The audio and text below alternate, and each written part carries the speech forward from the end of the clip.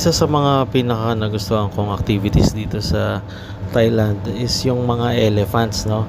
Nadaanan ko lang 'to, wala 'to sa itinerary namin. And sabi ko baka pwedeng sumaglit, 'yan.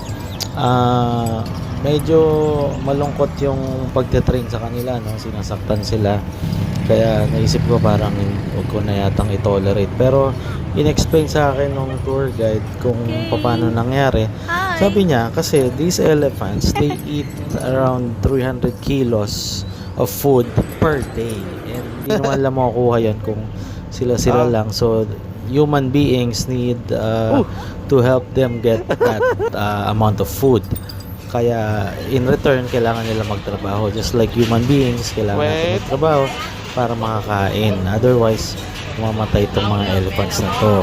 Can I touch? Ganun din daw. So, nung naintindihan ko to, ayun, medyo na-appreciate ko na sa